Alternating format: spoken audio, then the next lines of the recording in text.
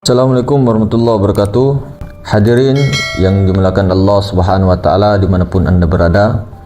Konten ini kita akan membahas dan menjawab pertanyaan ikhwan kita, saudara kita.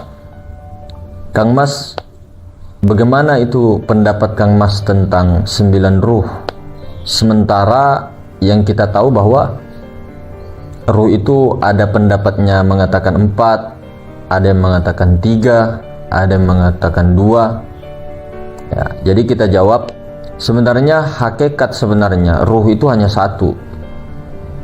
Namun seperti perkataan Tuan atau saudaraku ini ada 9, itu sebenarnya pembagiannya nanti ada 4. Kemudian dari 4 itu dibagi menjadi 2. Dari 2 itu dihakikat lagi menjadi 1. Jadi kita akan tuliskan di sini bagian-bagiannya ya, dan persamaannya sebenarnya. Jadi di kalangan para ahli tasawuf, meskipun ruhani itu berbeda-beda nama, biasanya satu barangnya itu satu.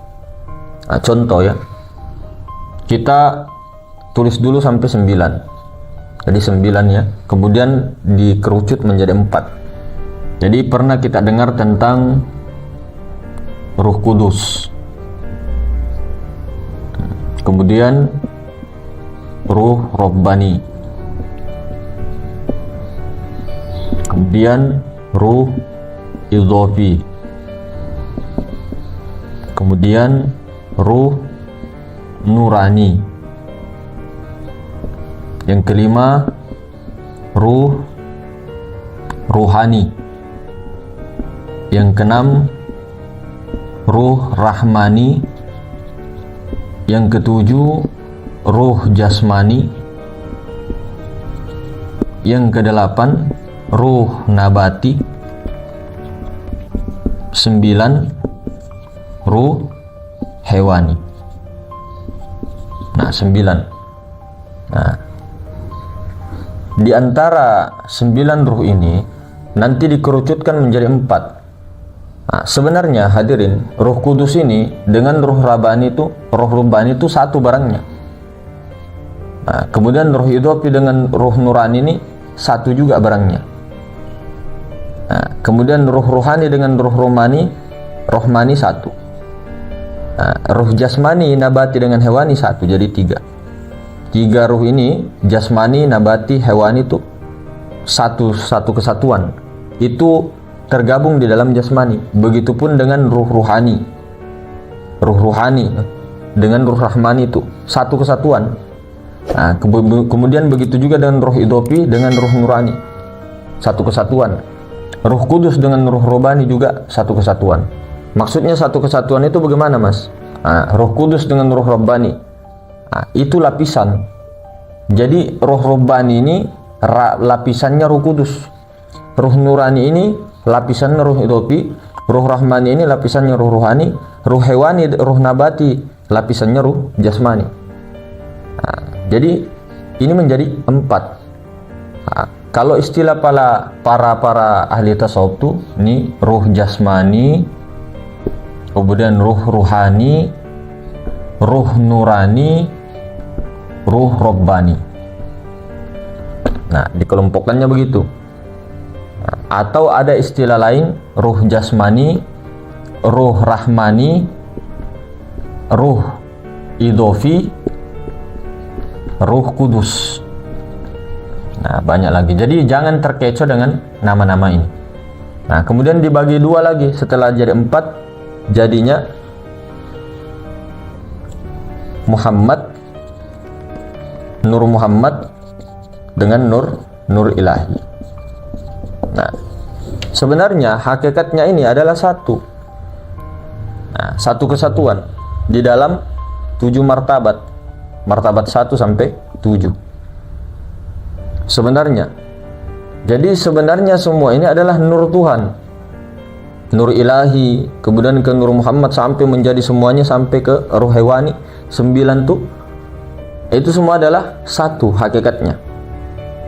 Nah, jadi fungsinya masing-masing. Jadi kalau kita bagi lagi rakamnya, jasmani itu kenyataannya tubuh, kemudian ruh rohani hati, nurani, nyawa, Rabbani atau kudus, rahasia. Nah, di mana Tuhan yang sebenarnya? Nah, meliputi. Jadi meliputi martabat 7 ini. Meliputi 7 martabat, meliputi 9 ruh. Jadi Tuhan itu bukan salah satu di antara mereka. Ini saya sebut mereka, ini perumpamaan saja. Bukan salah satu di antara ini semua, tapi ini adalah ketunggalannya. Nah, ketunggalan daripada Tuhan itu sendiri, nur Tuhan itu sendiri. Yang pernah kita bahas martabat 1 sampai martabat 7. Cuma memang ada pendapat ulama juga mengatakan bahwa martabat 1 atau latayan itu sudah termasuk kunhizat. Namun kalau di kita untuk hati-hatinya, kunhizat itu di atas martabat pertama. Jadi dia tidak masuk dalam martabat 7. Jadi di atas segala-galanya. Sampai diam sediam-diamnya, disitulah pengenalan yang sebenarnya. Nah, jadi ini nanti fungsinya masing-masing. Nah, kenyataannya tadi kepada tubuh, ruhan, tubuh, hati, nyawa, rahasia. Jadi perjalanan itu ke situ-situ aja. Tubuh masuk ke hati, masuk ke nyawa, masuk ke rahasia. Jadi itu aja. Jasmani difanakan kepada hati, hancur. Hati yang ada, hati difanakan kepada nyawa, nyawa kepada rahasia, rahasia itu kepada Allah yang sebenarnya, diri Tuhan yang sebenarnya itu. Namun puncak perjalanan adalah sampai sini, tauhiduz zat namanya. Tauhiduz zat, nur zatul haq, atau nur zat mutlak, atau nurullah, atau Muhammad awal, Muhammad akhir, Muhammad batin, Muhammad zohir. Di situ lagi pembagiannya. Jadi memang sakral yang keempat. Empat ini sakral. Nah, wujud lagi ma'rifat, hakikat, thariqah, syariat. Nah, itu ya. Jadi sebenarnya hakikatnya ruh itu hanya satu, hadirin. Hakikatnya. Nah, cuma pembagiannya ini yang banyak. Pembagiannya. Namun sebenarnya satu-satu. Nah, disitulah ruh inilah paling nampaknya ruh, kenyataan paling nampaknya, paling sempurnanya itu ada di alam syahada ini, alam jasmania, alam-alam semesta ini. Namun kita di situ disuruh betul-betul nafikan alam semesta itu, memandang dengan basiro, memandang dengan batinnya, bukan memandang dengan mata. Jadi kalau kita pandang ini, jangan kita pandang jasadnya, kita pandang ke dalam. Pandang batinnya ini, jangan pandang jasmaninya. Sama kalau kita memandang sesuatu, jangan pandang sesuatunya, tapi pandanglah yang dibalik sesuatu itu. Baru teruskan lagi ke dalam, sampai yang bukan sesuatu. Nah, itu sebenarnya. Jadi dari materi memandang ke non materi, memandang ke bukan non materian.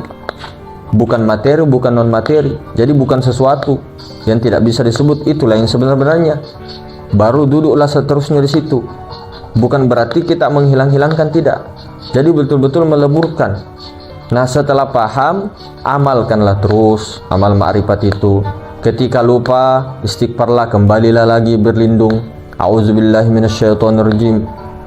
Berlindunglah daripada setan yang terkutuk, yaitu hakikatnya pikiran dengan perasaan. Karena pikiran dan perasaan inilah yang mengganggu semua amalia kita, dan mengganggu semua aktivitas kita, dan mengganggu ketenangan kita. Nah, itulah yang disebut neraka dunia pada hakikatnya. Karena kita itu masih mengadakan diri kita, padahal secara hakikat itu tidak pernah ada. Namun secara syariat diadakan. Jadi tetap kita merasakan ketika dibakar, tetap merasakan panas, dingin dan sebagainya. Itu yang merasakan siapa? Jiwa, nafs. Yang memberi rasa itulah ruhani. Nah, yang memberi rasa itulah Rasulullah Nur Muhammad. Bukan Rasulullah yang maksudnya Nabi Muhammad, tapi hakikat Muhammad. Sifat Allah itulah yang memberi rasa kepada jiwa kita. Pikiran perasaan itulah si jiwa kita itu yang diadakan itu. Nah, jiwa itu nyata kepada jasmania. Nah, itulah yang sebenarnya betul-betul kita harus pulangkan, meleburkan, supaya kita itu tidak lagi berada di neraka dunia sampai seumur hidup kita. Karena kalau kita masih ada, masih susah lagi, masih sulit lagi, masih berat, sangat berat, sangat berat. Jadi ketika seperti ini, amalia semua biar, ambiar, hancur dan sebagainya.